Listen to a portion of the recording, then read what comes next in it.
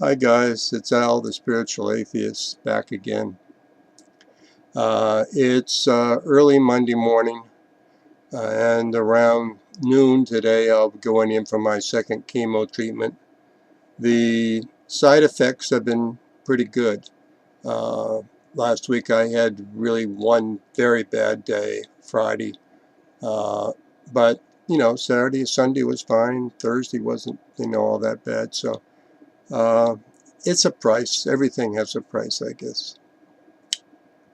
I have been thinking of the way that religions try to scare people into obedience.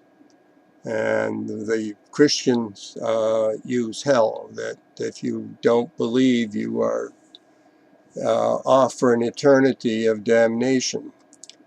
But I have to tell you, when it comes to hells, the uh, Christians are rank amateurs. Buddhists, especially Tibetan Buddhists, really have it down. I have in my hands here a book. It's a English translation of the words of my perfect teacher, which is a classic Tibetan work. And it lists 18 hells. There are 8 hot hells and 8 cold hells. That's 16, and then 2 neighboring hells, which are neither hot nor cold. Of the hot hells, just to give you an idea, there's the reviving hell, the black line hell, the crushing hell, the howling hell, the great howling hell, the heating hell, the intense heating hell. It almost sounds like George Carlin. The hell of ultimate torment. And then we'll go into the neighboring hells. I'm not going to bother with the 8 ice or cold hells.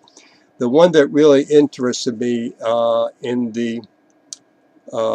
is the hill of the iron shamali trees, which is a neighboring hell, which is sort of reserved for monks and nuns who fuck.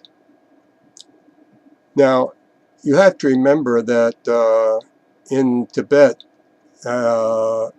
even today, I think in Tibetan monasteries, they start very young. We're talking way pre-adolescence.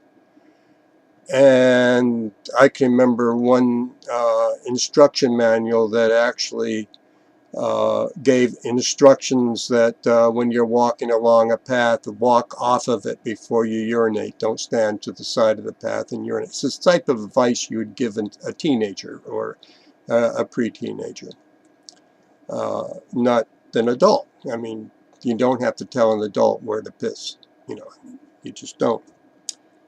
Anyhow, the hill of the iron shamali trees then is made up for these people who break their vow of chastity, that they probably had no idea what they were taking the vow, what the vow meant when they took it.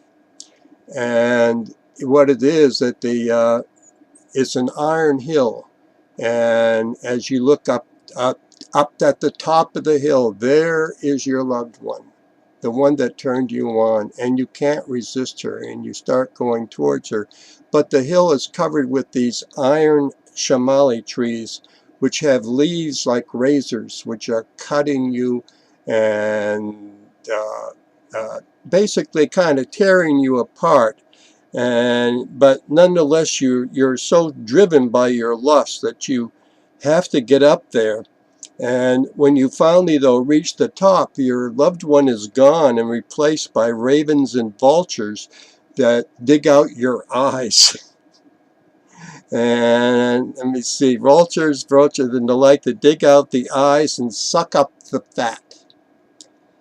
And then again, they see without their eyes, I guess, or they're regenerated. You see your loved one at the bottom of the hill, and so down to the bottom of the hill you go, and the leaves all reverse direction, so now they're pointing upward, slicing you once again. And once they get down to the ground, hideous metallic men and women embrace them, biting off their heads and chewing them until the brains trickle out the corners of their mouths. Now, those are the what is taught today and has been taught in the past to young Tibetan Buddhist monks and nuns, and is presented as the truth of what will happen if you don't do with your pee-pee what we tell you to. I submit for your judgment that these people, by not only making this up, by presenting it as a truth, are simply not rational. And that calls into question. That calls into question everything else in this book.